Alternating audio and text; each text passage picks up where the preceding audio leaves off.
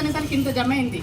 ఇదే మనకు ఉదాహరణ. అసలు మన జైత్యాలు ఎంత అవుతుందో చూడండి. మొత్తం ఇదంతా కడిగిపోయి ఏమైతే భూమి మొత్తము అంటే కొన్ని సంవత్సరాలు పడుతుంది కదా సార్, 1000 సంవత్సరాలు పడుతుంది. అప్పుడు కరిగిపోయేది అంతా పొల్యూషన్ అయిపోతుంది, మన భూమి అంతా పాడైపోతుంది. అందుకని పొడి చెత్త ఇది కవర్లు ఇవన్నీ వాడకండి.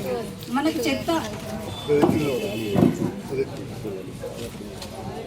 మన చెత్త అంటే ఏంటిదంటే మనకు ఉపయోగపడంది చెత్త.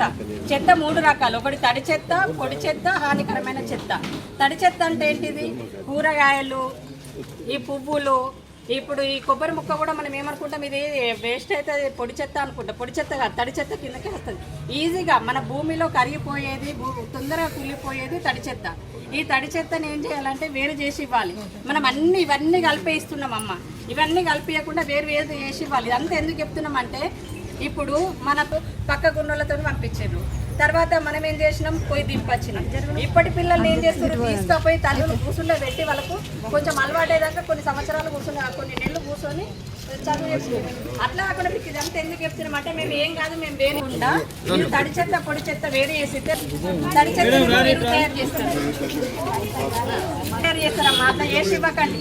మనం ఇచ్చుడు అది అనుకుంటే తడి చెత్త మనమే ఎరువు తయారు చేసుకోవచ్చు. ఇదంతా ఏం చేయాలంటే కట్ చేసిన కూరగాయలు, అన్నం కానీ ఒక డబ్బాలో వేసుకొని దాన్ని ఒక లేయర్ వేసి, ఎండిపోయిన ఆకులు ఉంటాయి కదా, ఎండిపోయిన ఆకులు ఒక లైన్ వరిసి మూత పెట్టాలి.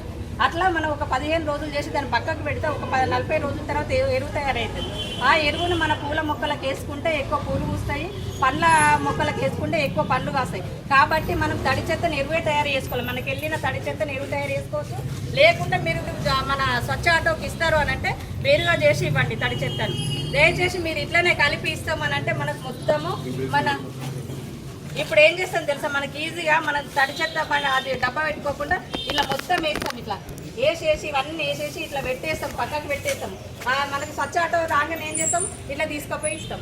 అట్లా ఇస్తే ఏమవుతుందంటే ఇది మనము కావులుగా మన కడుపులకు ఈయన పోతే ఏమవుతుంది, కరిగిపోయి మనకు ఎన్నో రకాల క్యాన్సర్లు వస్తున్నాయి కదా, క్యాన్సర్లు వచ్చేవి అది ఉంటుంది.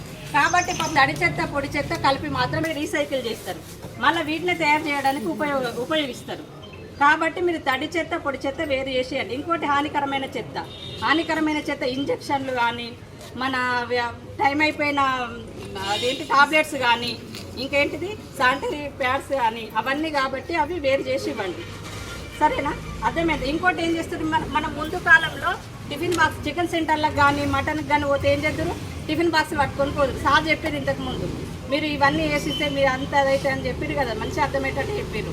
ఇది ఇట్లా చూపించడం ఏంటంటే మీకు ఈజీగా అర్థం కావడానికి అంతే. మీరు పోంగా ఇక నుండి మీరు కవర్లో మాత్రం చికెన్ మటన్ తీసుకొచ్చుకోకండి. బాక్సులు మీ ఇంట్లో వాళ్ళకి బాక్సులు ఇచ్చి పంపించండి.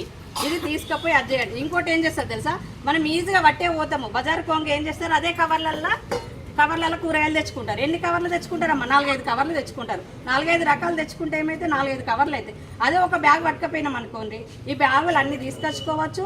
మంచిగా కింద పోసుకొని వేరు చేసుకొని మన ఫ్రిడ్జ్లో ఎక్కడ పెట్టుకుంటాం. అట్లా చేసుకుంటే అట్లా ఎక్సర్సైజ్ అవుతుంది, మనకు చెత్త కూడా తగ్గుతుంది. కాబట్టి మీరు దయచేసి తడి చెత్త పొడి చెత్త వేరు చేసేయండి, హానికరమైన చెత్త కూడా వేరు చేసి ఇవ్వండి. అర్థమైందా? ఇస్తారా రేపటి నుండి? స్వచ్ఛ ఆటోకి ఇవ్వండి.